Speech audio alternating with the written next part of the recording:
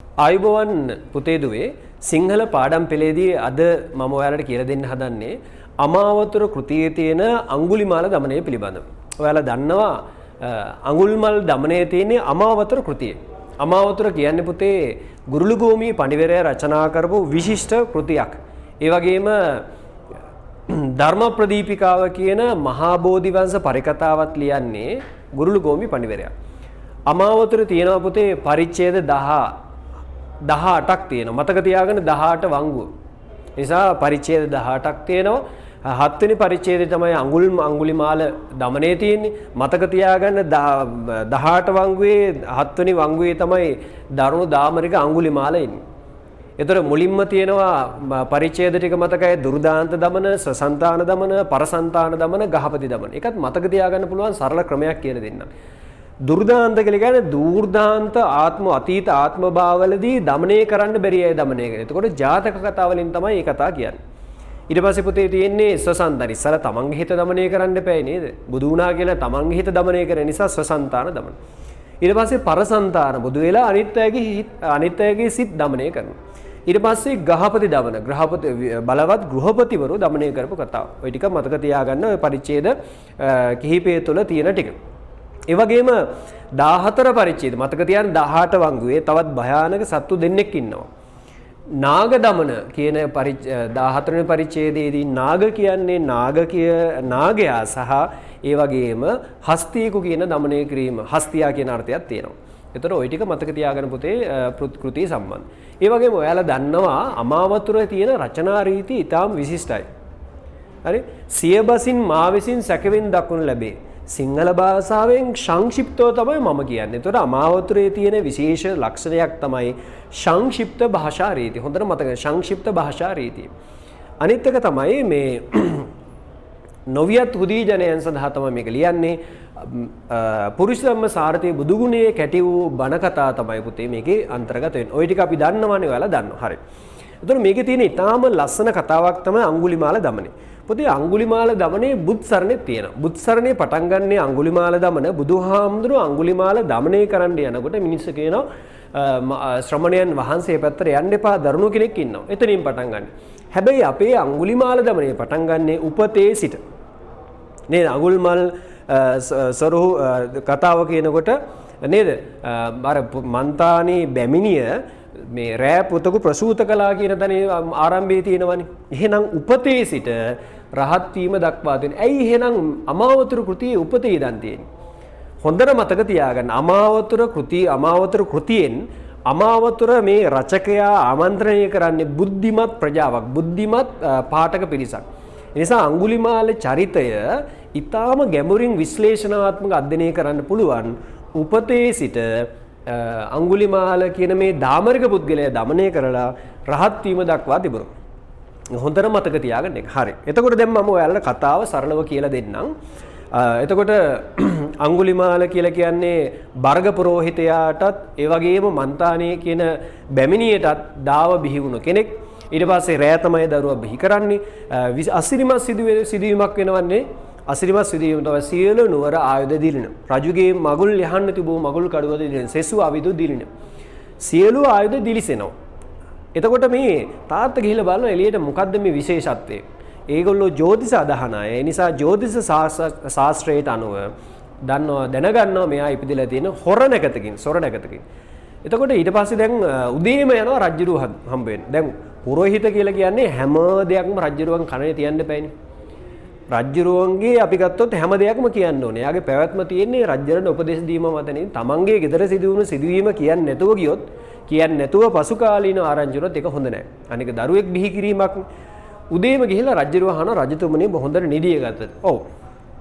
මොකද්ද තියෙන්නේ?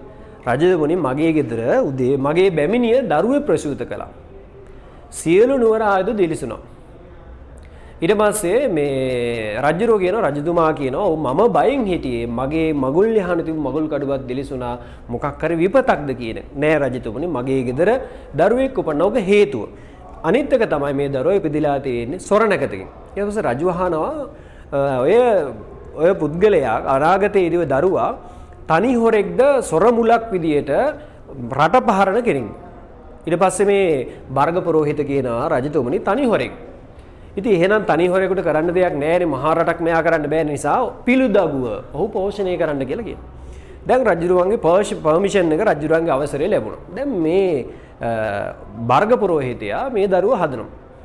දැන් දානේ නමත් අහිංසකනේ. දැන් අපි දන්නවා අද වුණත් සීලවතිගේ සීලවත් භාවයක් නැහැනේ ගම්වල දයාවති ඉන්නවා දයාවත් භාවයක් නැහැ. නේද? සමහරට ධනපාල ඉන්නවා ධනයක් නැහැ. ඉතින් ඒ වගේ නම් සමහරකට දාන්නේ හොඳ අදහසින් දාන ගති ලක්ෂණ නැති වෙන්න පුළුවන්. මෙයාට දාන නම තමයි අහිංසක. අනාගතේ අර අදහසත් ඔළුවේ තියාන දාන. දැන් ලොකු නාම ශිල්ප ගන්නන්නට යවනවා තක්සලානෝන දිසාපවමක් ඇදුරුතුමා ළඟ. යවුවට පස්සේ මෙයා බොහොම හොඳට ශිල්ප ඉගෙන ගන්නවා. දැන් අඟුල් මේ ගුරුළුගෝමි පණිවරයා ඒ අවස්ථාව ඉතාම රසවත්ව කෙටියෙන් දක්වනවා. හේ ධර්මාන්තේ වාසක ශිල්ප උගන්නී වත් සපන කී දෙයක් වහා සපය මනවරණ්‍යයන් හැසිරේ පෙම්වරණ්‍යයන් බලන්නකෝ ඔය සිද්ධි නිරූපණේ අඟුලිම අහිංසක කියන චරිතයේ තියෙන ශික්ෂාකාමී බව ඒ වගේම හික්මීම ඒ සහ හැදියාව ඉතාම ලස්සන කෙටි වැකි වලින් නිරූපණය කරනවා. එහෙනම් මතක තියාගන්න මේකේ තියෙන විශේෂත්වයක් තමයි තව එකක් කලින් අපි කිව්වා හෙළවදන් බහුලයි අනිත් එක තමයි සුදුසු තැන්වල සංක්ෂිප්ත රචනා රීතියක් තියෙනවා.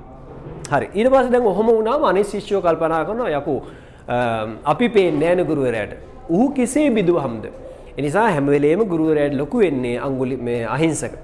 ඊට පස්සේ ශිෂ්‍යෝ කල්පනා කරනවා දැන් හොඳම දේ තමයි අද අපේ ආසියාතික රටවල කෙනෙකුට මඩක් ගහන්න පුළුවන් හොඳම ක්‍රමය තමයි කාන්තාවක් සම්බන්ධ කරන කෙනෙක්. ඉතින් ඒ කාලෙත් එහෙම තමයි. ඊට පස්සේ ඒගොල්ලෝ කල්පනා කරා ශිෂ්‍යෝ ටික අපි කියමු ගුරුවරයාගේ බිරිඳත් එක්ක දැන් මේ ධර්මාන්තේ වාසිකෙන ගෙදර ඉඳගෙන එයා මේ ගුරුවරයාට වතාවත් කරමින් තමයි ඉගෙන ගන්න. ඒක කිහිප දිනයකට පමණක් ලැබෙන සුවේසීසි වරප්‍රසාදයක්. මොකද ඉගෙන ගැනීමේ අවස්ථාව වැඩිනේ ගෙදර ඉගෙන ගමන්නේ. ගුරුවරයාගෙන් ඕනි ප්‍රශ්නයක් අහන්න පුළුවන්. ඒ නිසා අපි කියමු සර්ගේ නෝනත් එක්ක යාළුයි. අපි මේකට තුන් රසකට කණ්ඩායම් තුනකට බෙදමු. බෙදිලා ගිහිල්ලා අපි කියමු එක කණ්ඩායමක් කියමු. ඊට පස්සේ අනිත් දවසේ හව තව දවස් කිහිපකින් තව කණ්ඩායමක් කියනවා. දැන් පළවෙනි කණ්ඩායම ඊට පස්සේ කියනවා ගුරුවරයා මේ යටත්නි පහත් ශිෂ්‍යේනි මෝඩේනි ජඩේනි ඵලයව යන්න කියලා එළවනවා. ඊට පස්සේ දෙවෙනි වතාවෙත් ඇවිල්ලා කියනවා. ඊට පස්සේ කියනවා යටත්නි මගේ පුතා මගේ දරුවෙක් හා සමාන වෙන පුතා මං කෙරෙහි බිඳවන්න එපා කියලා එළවනවා.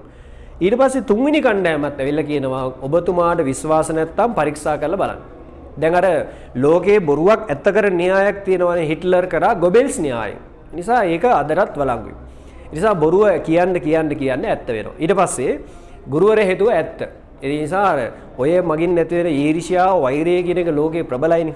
නිසා ගුරුවරයා හිතුවා එහෙනම් මූ මගේ ගෙදර ඉඳගෙන මගෙන්ම කාලා මගෙන්ම ගෙන මේ වගේ පහත් වැඩ කරනවා නම් මූ ඉතිරි කරන්නේ මරන්න ඕනේ කියලා හිතුවා.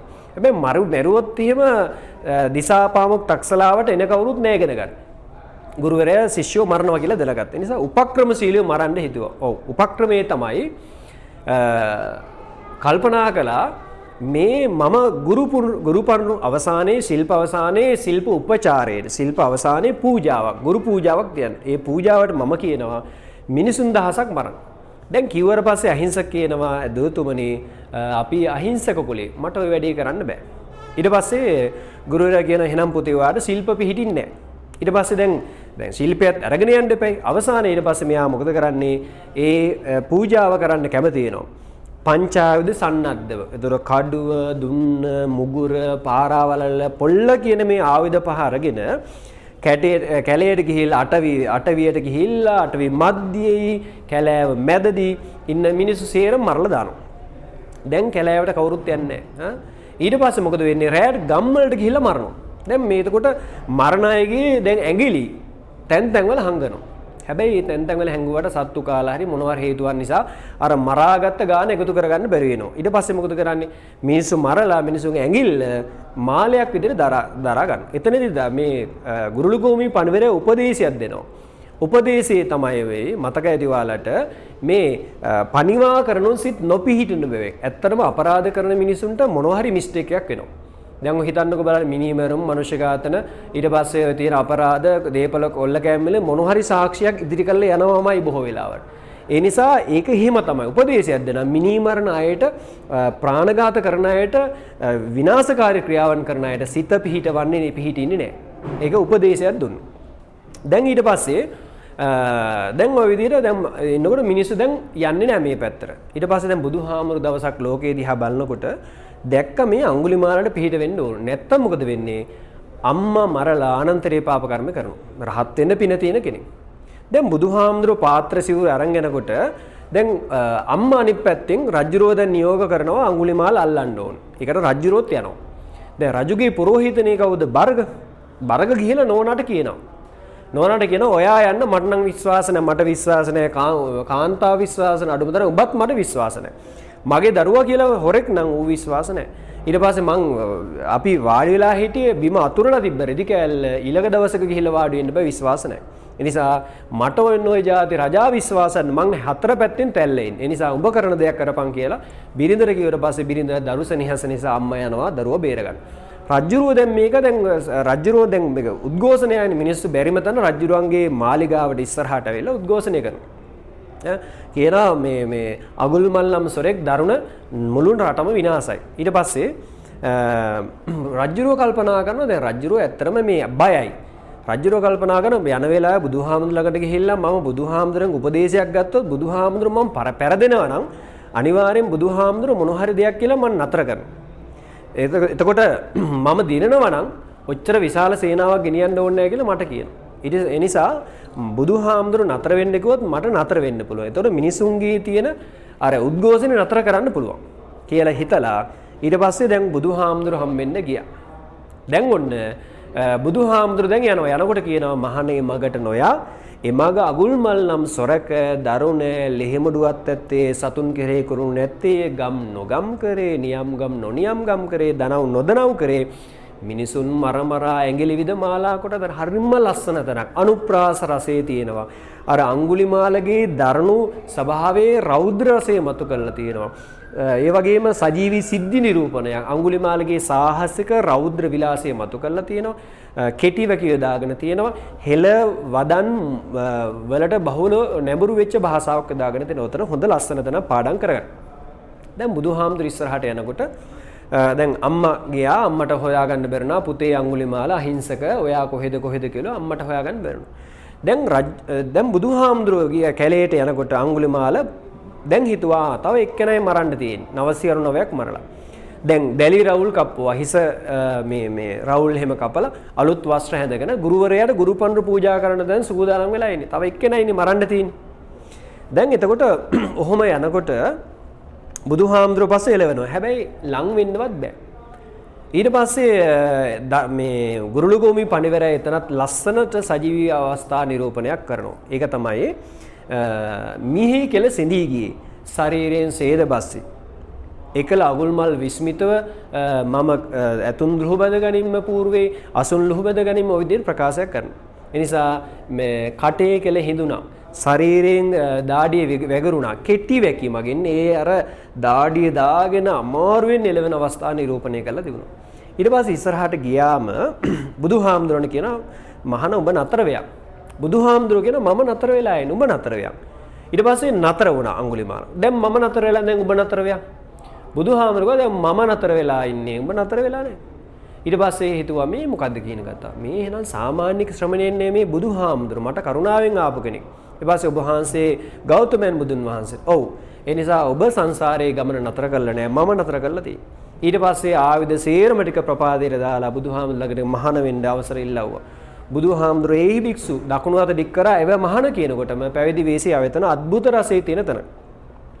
ඒකට සංසාරේ අටපිරිකර පූජා කරලා තියෙන්න ඕනේ කියලා කතෝරයා කියනවා. ඊට පස්සේ දැන් බුදුහාමුදුරුවෝ මෙයා අරගෙන පන්සලට ගියා. දැන් කොසල් රජු අනිත් පැත්තෙන් චතුරංගිනී සේනාව පිරිවරාගෙන ඒ පිරිස ටිකක් ඈතින් තියලා රජුරෝ ඉස්සරහට ආවා. දැන් ඇහුවා බුදුහාමුදුරුවෝ මෙච්චර සුවිශාල මේ සේනාවක් කරන රජතුමනි ඔබතුමාට මේ මේ බිම්බිසාර රජුරෝ හරි ඊට පස්සේ ලිච්ඡවි රජවරුන් හරි මොන හරි කෝපගෙනද යුද්ධ ප්‍රකාශ කළා. අනේ බුදුහාමුදුරුවෝ මට එහෙම ප්‍රශ්නයක් නෑ. අපේ රටේ අඟුලිමාල කියලා හොරෙක් ඉන්නවා. එහෙමද? ඊට පස්සේ බුදුහාමුදුරුවෝ අහනවා එහෙනම් බැරි වෙලා හරි අඟුලිමාල මහාන වෙලා හිටියොත් ඔබ මොකද කරන්නේ? බුදුහාමුදුරුවනේ මං එයාට වඳිනවා පොදනවා අපෝපස්ථාන කරනවා. දැන් ඊට පස්සේ හිතුවා ඇත්තටම යකෝ බුදුහාමුදුරුවෝ මහාන කරලවද්ද? කියලා හිතලා රජ්ජුරුව හැව්වා. ඊට පස්සේ බුදුහාමුදුරනේ ඕ වගේ කෙනෙකුට ඕ වගේ එකකට දාමරකයෙකුට කොහෙද සීල සංයමයක් එච්චර සංවර භාවයක් නැහැ නේ බුදුහාමුදුර. ඊට පස්සේ එහෙනම් බලන්නකෝ කියලා දකුණු අත ඩික් කරා විතරයි මේ ළඟම මූණ වගේ අඟුලිමාල හාමුදුරු. එකපාරම දාඩිය දාලා වෙවුලන්න ගත්තා. ඉතින් මේක ඈතින් බලන් හිටිය චතුරංගනි සේනාව. ඒගොල්ලෝ හිතුවා අඟුලිමාල ගිහිල්ලා සිවුරුකුත් පුරවගෙන පන්සලේ හැංගිලා ඉඳලා රජුරු අල්ලගත්තා. දැන් කරන්න දෙන්න අපි දුවමු කියලා. සේරම දුවලා ගිහිලා අට්ටාල උඩට නැගලා වේදිකාවල හැංගිලා ඈත දිහා බලාගෙන හිටියේ. එතන ලස්සනට හාස්‍ය උපහාස රසය නිරූපණය කරලා තියෙනවා. හරි. දැන් ඊට පස්සේ දැන් කිව්වා බුදුහාමුදුරුවෝ ඊට පස්සේ බය වෙන්න එපා රජතුමනි. දැන් ඔය කිහිඹියෙකුට කුහුඹියෙකුට හිංසාවක් කරන්නේ නැහැ. ඊට පස්සේ ඇහුවා දැන් බය ටිකක් නැති වුණා. බය නැතිලා ඇහුවා අපේ හාමුදුරුවෝ වහන්සේ අඟුලිමාල. ඔව්. තාත්තා කවුද අම්මා කවුද? තාත්තා බර්ග අම්මා මන්තානේ. අප වත්තිමියෝ. අපේ වතාවත් වලට උරුමකම් කියන මේ වත් කියන එකෙන් වස්තුව ගන්නත් පුළුවන් පිළිවෙත කියලා ගන්නත් පුළුවන් සම්පත් කියලා ගන්නත් පුළුවන්. ඒතර අදහස් ගොඩක් වත්තිමි කියන එකෙන්. එතකොට ධනයකට උරුමකම් කියන අපේ පොරෝහිතයා ප්‍රතිපත්තිකරුගේ ජීවිතයක් ගත කරන හොඳට ජීවිතයක් ගත කරන අපේ පොරෝහිත කියන අදහස් දෙක තුනම ගන්න පුළුවන්. ඊට පස්සේ ඔව් කියලා කිව්වා. ඊට පස්සේ එහෙනම් ඔබ වහන්සේ බය වෙන්න එපා මම උපස්ථාන කරනවා කියලා බුදුහාමුදුරන් ප්‍රශංසා කරා. ඔබ වහන්සේ පුදුමයි අద్භූතයි ආශ්චර්යයි මේ වගේ අදාන්ත සතුන් කිසිම ලීයක් දණ්ඩක් ආයුධයක් නැද ඔබ වහන්සේ දමනය කරලා තිබුණා කියලා බුදුහාමුදුරන්ට ප්‍රශංසා කරාට පස්සේ කිව්වා බුදුහාමුදුරේ දැන් මම යන්න. කල් දෙන මහරජ කාලයේ සුදුසු ලෙස වැඩ කරා. ඊට පස්සේ රජ්ජුරුවෝ ගියා. දැන් ඊට පස්සේ මේ හාමුදුරු පිණ්ඩපාත යනවා. හැබැයි පිණ්ඩපාත ගියාට පිණ්ඩපාත ලැබෙන්නේ නැහැ. මිනිස්සු බයට දෙන්නේ නැහැ. මිනිස්සු අඟුලිමාල දැක්ක ගමන් ගෙවල් කල් කේතල් වලං මුට්ටි හට්ටි පෙරලාගෙන යනවා. එතනත් පොඩි හාස්‍ය උපහාස රසයක් තියෙනවා. බැරිම කෙනෙක් නම් මූණ වහගෙන හැංගෙනවා අනිත් පැත්ත හරවගෙන. ඊට පස්සේ ඔහොම ඉන්නකොට බුදුහාමුදුරු කියනවා කරන්න දෙයක් නැහැ ඉවසන්න. ඊට පස්සේ දැන් උන දවසක් අඟුලිමාල හාමුදුරුවෝ යනකොට මූඩ කරම කාන්තාවක් දරුවා ප්‍රසූත කරන්න බැරුව දරුවා අනිත් පැත්තට හැරිලා දරුවා බිහි කරන්න බැරුව විලිරුදාවෙන් මහා වේදනාවෙන් විලාප තියෙනවා. මේ හාමුදුරුවන්ට දැඩි දුකක් ඇති වෙලා බුදුහාමුදුරලකට ඇවිල්ලා කිව්වා බුදුහාමුදුරනේ මෙන්න මෙහෙම කාන්තාවක් දැක්ක මට දුක දරාගෙන ඉන්න බෑ. මට මොනවද කරන්න පුළුවන්කම තියෙන මේ කාන්තාවට. ඔබ වහන්සේ උපතේ සිට කිසිදු පාපයක් කරේ නැහැ කියලා අදිෂ්ඨාන. ඉතින් බුදුහාමුදුරුවෝ බොරුවන්නේ. මම කොච්චර මේ සත්වයෝ මරලා තියෙනවා. ඒ ගිහි ආත්මේ මිනිස්සු සාමාන්‍යයෙන් ප්‍රාණඝාත වෙනවයි අය. ඔබ වහන්සේට සැකයනම් ඔතනට ආර්ය જાතියට තැන. ඒ කියන්නේ පැවිදි තත්වයට පත් වුණු තැනේ ඉඳන් මම ප්‍රාණඝාතයක් කරේ නැහැ කියලා දාලා ගිහිලා ආශිර්වාද කරා. ගියා ආශිර්වාද කරා මිනිස්සු වටතිර ඇඳලා තැනක් හැදුවා. මොකද කාන්තාවන්නේ ළඟ ඉඳගෙන ආශිර්වාද කළා. ඩබරාවෙන් ගුළු දියක්සේ පොතේ තියෙන ලස්සන උපමාවක්. අර දිය පෙනේරයකට වතුර ටිකක් දැම්මොත් මොකද වෙන්නේ? බක් ගාලා වතුර ටික යනවනේ පෙනේරෙන්. ආයෙ රැඳෙන්නේ නැහැ. ඒ වගේ ඩබරාවෙන් ගුළු දියක්සේ මොකද වෙන්නේ? දරුවා බිහි වුණා. බර නිදහස් වුණා. ඊට පස්සේ අර එතන වේදිකාවක් හැදුවා මිනිස්සු. වේදිකාවක් හදලා මූඩගර්භාය කාන්තාවක් තිබ්බ ගමන් බරෙන් නිදහස් වෙලා තියෙනවා. ගේන්න බැරි කෙනෙක් නම් පිළ දෝවණය කරලා ඒ වගේ ඇඟේ ගාපු ගමන් කාන්තාවන්ගේ අර දරු ප්‍රසූතිය සිද්ධ වෙලා තියෙනවා. මේ කල්පේටම ඕක තියෙනවා කියලා පොතේ තියෙනවනේ. හරි ඊට පස්සේ දැන් මේ හාමුදුරුවෝ යනකොට ආයෙ පිණ්ඩපාතේ යනකොට දැන් දාන ටිකක් හම්බ වෙනවා. මිනිස්සු බය නැතුව දාන දෙනවා. හැබැයි හීසනක් සංඥා කියලා කියන්නේ ඊතලයක් විද්දම යන්න පුළුවන් දුර. සාමාන්‍ය මීටර 100ක් උඩරෙම 200ක්. එතකොට ඒ වගේ ප්‍රමාණයක මිනිස්සු ළමයි අඹවලට සමහර සත්තුන්ට ගහන ගල් හකුරු කියන්නේ චූටි බොරළු කැට. පහන් කියලා කියන්නේ මේ ගල්. ඊට පස්සේ මුගුරු පොළු සේරම කැරකිලා මේ හාමුදුරුවන්ගේ ශරීරයටම වැදෙන. ඔළුව පැලෙනවා, ඇඟ මෙයා වෙනවා, සමහරට අත් කකුල් පැලීගෙන කැඩීගෙන තමයි පන්සලෙන් ලේ පෙරාගෙන හාමුදුරුවන්ගේ සිවුර. ඊට පස්සේ බුදුහාමුදුරුවෝ කරන්න දෙයක් නැහැ. ඔබ වහන්සේ කරපු ඒවා තමයි විපාක දෙන්නේ සුළු විශේෂයක්. ඒ නිසා ඉවසන්න බ්‍රාහ්මණේ අදිවාසනා කරන්න කියලා කිව්වා. ඊට පස්සේ ඔහොම ඉන්න ගමන් දැන් භාවනා කරන්න ගියම් භාවනා කරන්න බෑ මේ හාමුදුරුවෝ. එතන තියෙනවා උද්ෘතයක් තියෙනවා. දැන් මේ හාමුදුරුවෝ භාවනා කරන්න ගියාම අනේ මරන්න ආපු කාන්තාව මරන්න එපා, අනේ මාව මරන්න එපා, මට දරුවෝ ඉන්නවා, මම මහලු කෙනෙක්, අනේ මට ජීවත් වෙන්න තව ගොඩක් ජීවත් කරවන්න තියෙන. මෙහෙම කියද්දි තමයි මිනිසුන්ගේ අත්පා කපලා, බෙලි කපලා මිනිස්සු මරලා ඝාතනය කරේ. ඒ නිසා සේරම ඔළුවට එනවා භාවනා කරන්න බෑ. බුදුහාමුදුරු ළඟට ගිහිල්ලා කිව්වා ඔය කල්පනාව අපාතේට කොට අබ්බෝහාරික කොට කියන්නේ ඒක ආයෙ ගන්න එපා ඔය කල්පනාව. හරි? ඒ නිසා ඔය කල්පනාව ආයෙ ගන්න නැතුව භාවනා කරන බොහන්සේ රහත් වෙන්න පුළුවන්. ඒ කල්පනාවෙන් ඒ උද්‍යෝගෙන් වැඩ කරලා භාවනා කරලා මේ හාමුදුරු රහත් වුණා. සිව් පිළිසිඹිය අර්ථ ධර්ම නිරුක්ති ප්‍රතිභාන කියන භික්ෂුවක් බවට පත් වුණා. සිව් පිළිසිඹියා සහිත මහරහත් රහත් වෙනමක් බවට පත් වුණා. ඊට පස්සේ අවසානයේ අතුරු කතා ධර්මසේන මේ ගුරුලුගෝමි පණිවරයා කියනවා කානුකොණ්ඩඤ්ඤ ඔය විදිහට තවත් තෙරවරුන් බුදුහාමුදුරු මේ විදිහට හික්මෝවා කියලා කතා අවසන් කරනවා. රයිට්. එතකොට මම ඔයාලට මේ කතාවේ තියෙන මේ සාහිත්‍යමය උපක්‍රම ටිකක් කියලා දෙන්න. හරි? දැන් මතක තියාගන්න විභාගයට මේ රචනා රීතිය ගැන આવොත් එහෙම හෙළවදන් බහුලයි සංක්ෂිප්තයි.